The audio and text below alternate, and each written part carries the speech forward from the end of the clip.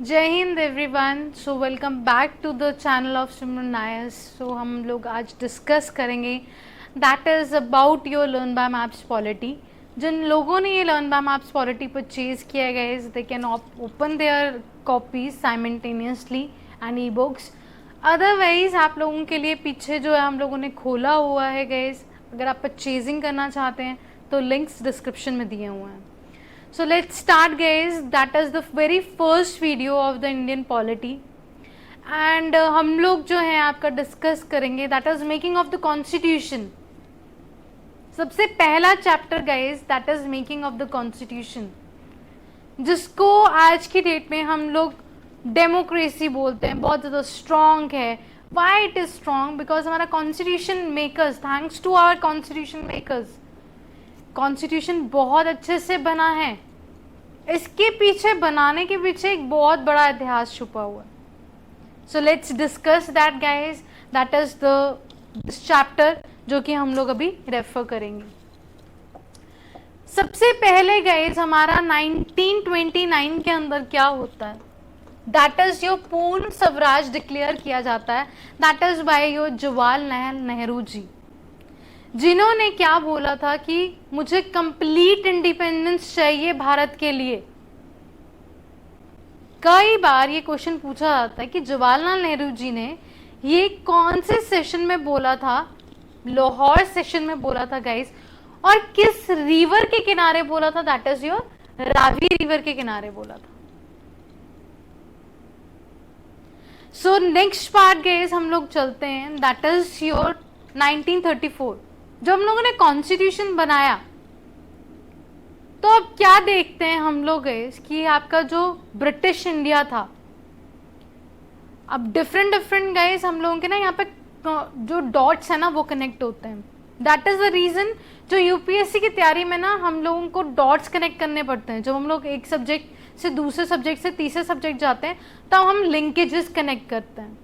यहाँ पे आपको हिस्ट्री का आईएनसी पता होना चाहिए कि क्या था। आप लोगों को पता डिफरेंट एक्ट्स, मिशंस आए, आपके प्रपोजल्स आए, जो कि हमारे इंडियन आईएनसी जो है आपका कोलैबोरेट करके हम लोगों का जो है बनाती है। हम यहाँ पे सिर्फ और सिर्फ इंडियन कॉन्स्टिट्यूशन के हिसाब से, मेकिंग ऑफ द कॉन्स्टिट्यूशन के हिसाब से जो है चीज़ों को ब्रीफली एग्जामिन करेंगे। 34 में गाइज अगर हम लोगों को पता लगा कि हम लोगों ने ऐसा आज़ाद होना चाहते हैं, हम लोग ब्रिटिश इंडिया के क्लचेस से हम लोग एक सोवरेन और एक सेकुलर नेशन, इंडिपेंडेंट नेशन बनना चाहते हैं, उसके लिए सबसे इंपॉर्टेंट था कि हमारा कॉन्स्टिट्यूशन हो।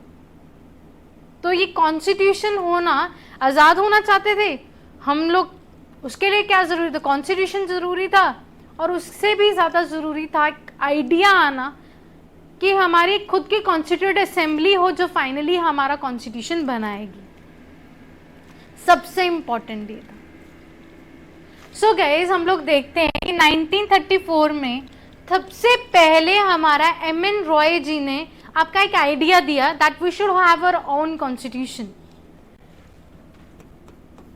असेंबली, नॉट कॉन्स्टिट्यूशन बट हम लोग इसको बोल सकते हैं दैट इज असेंबली, क्योंकि उन्होंने ही आगे जो है आपका फॉर्म करना था, आपका कॉन्स्टिट्यूशन बनाना था। अब हम लोगों के पास आइडिया तो आ गया, बट हम लोग किससे डिमांड कर रहे थे? हमें कौन कमांड कर रहा था? British India. तो हम लोगों के डिफरेंट आईएनसी के सेशन होते थे। तो हम लोग देखते हैं कि हमारा 1935 का जो आईएनसी सेशन था वहां पे हमने ऑफिशियली डिमांड किया ब्रिटिशर्स से कि we should have our own constitution. So यहाँ पे आपका जो है कॉन्स्टिट्यूएंट असेंबली की आपकी डिमांड उठती है। And after 5 good years this idea, this demand has been accepted, मानी गई। अब क्या हुआ है? अगेन हम लोग चलते हैं वर्ल्ड हिस्ट्री के टाइम पे, और ये 40s में क्या हो रहा था? World war. तो ब्रिटिशर्स के पास और कुछ नहीं था, उसके पास यही था आपका मकसद कि हमारे को किसी भी तरीके से जो है कन्विंस कर दे कि हम उनको सपोर्ट करें। And he finally accepted the demand of your constituent assembly. Finally demand accept होती है हम लोगों की। एंड गाइस 1942 के अंदर क्रिप्स के अंदर क्रिप्स मिशन के अंदर हम लोग क्या देखते हैं, जब हम लोग ये ऐसी बातें कर रहे थे, डिमांड एक्सेप्ट हो गई, बट मुस्लिम लीग ने रिजेक्ट कि हम लोगों को तो डिफरेंट कॉन्स्टिट्यूशन चाहिए, हम लोगों को असेंबली चाहिए और नेशन चाहिए। अब ऐसा क्यों हुआ, हालातों को समझते हैं। अगर हिस्ट्री में जाएं, सारे जहां से अच्छा हिंदुस्तान हमारा, ये किसने लिखा था गाइस, आप लोग कमेंट सेक्शन में कमेंट करके बताओ। और यही आपके जो थे जिन्होंने ये सॉन्ग लिखा था, ये उनकी ही आइडियोलॉजी थी कि मुस्लिम्स और हिंदूज के बीच में कम्युनल वायलेंस इतना हो चुका है कि it is have a good idea to have a separate nation for your Mohammedans, that is your Muslims.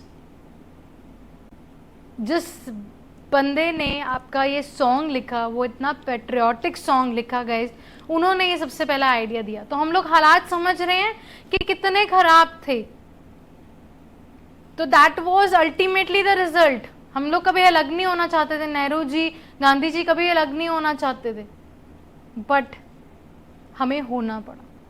और मुस्लिम लीग ने हमें बायकॉट कर दिया और बोला हमें सेपरेट नेशन चाहिए। नेक्स्ट गाइस हम लोगों का आता है, दैट इज योर 1946 के अंदर हमारा कैबिनेट मिशन आता है।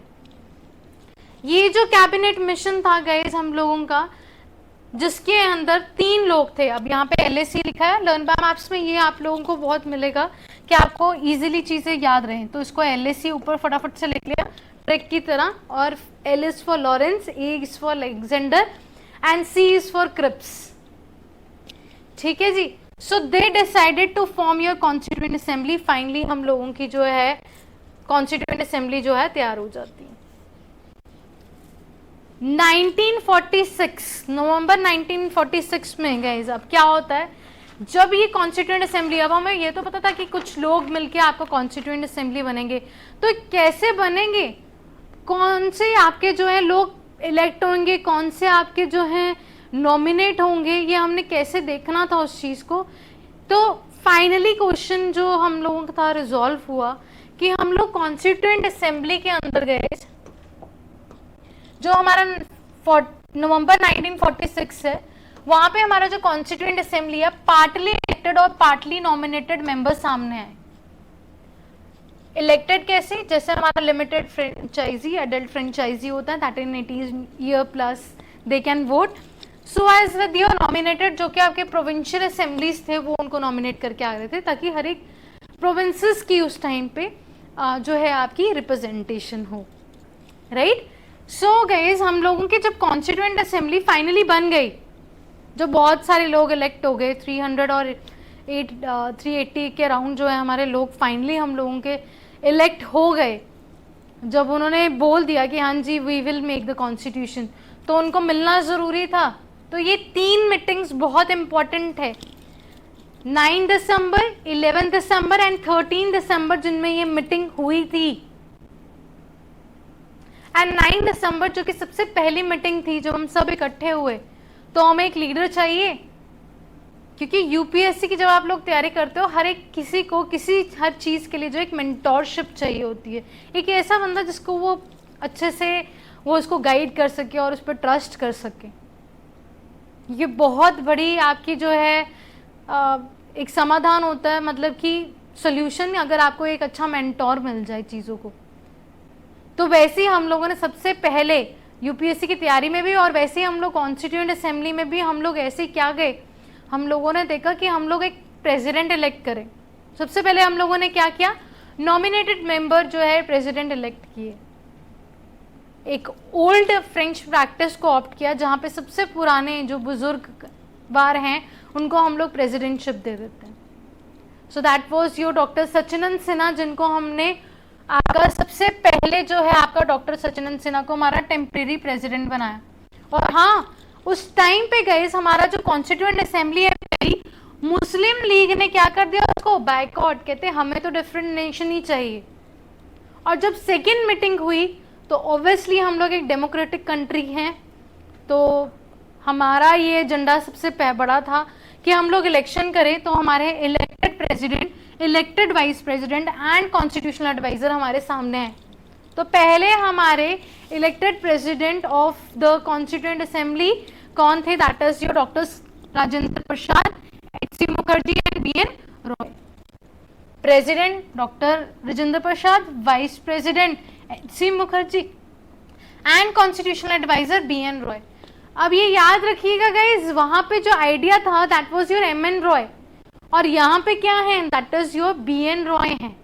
सो दोनों को कंफ्यूज मत कीजिएगा, वो एम वाले हैं और ये बी वाले हैं, ठीक है। तो वहीं पे हम लोग गए, अपना नेक्स्ट पे स्टार्ट होते हैं।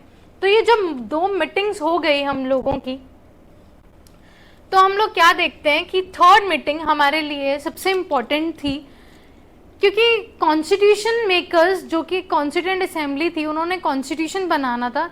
सो they should have a idea कि कैसे सब चीज़ें चलेंगी और क्या सब कुछ होगा। सो गाइज हम लोगों का ये जो हमारी 46 के अंदर थर्ड मीटिंग हुई 3 दिसंबर को, इस दिन जवाहरलाल नेहरू जी ने ऑब्जेक्टिव रेजोल्यूशन जो है पास किया, और आज की डेट में उसी को हम लोग बोलते हैं that is your preamble. It lay down the basic fundamental and philosophy of the constitution, क्योंकि कॉन्स्टिट्यूशन असेंबली को तो हमने बोल दिया कॉन्स्टिट्यूशन बनाने के लिए, पर उनके पास एक विजन तो होनी चाहिए कि कैसा बनना चाहिए। Sovereign, socialist, secular, democratic, Republic, justice, equality, fraternity, dignity, unity, integrity, यही प्रेम्बल में सब चीज़ें। So that vision, with that vision they go ahead, और डिफरेंट कंट्रीज के अंदर जो है वो जाते हैं गाइज, और अपना जो है अपना कॉन्स्टिट्यूशन बनाते। हम लोग इसी को यहाँ पे ही एंड करते हैं गाइस, लेक्चर नंबर 1 को। I will see you in the next lecture. So this is all about it, and हम लोग नेक्स्ट वीडियो में मिलेंगे, जिसके अंदर हम लोग डिस्कस करेंगे दैट इज़ कि कैसे कैसे हमारे कॉन्स्टिट्यूशन जो हैं कमेटीज़ बनी and so on. Thank you so much. अगर आप लर्न बाय मैप्स परचेज करना चाहते हैं तो डिस्क्रिप्शन में डिटेल्स दी हुई हैं, you can contact me. Thank you.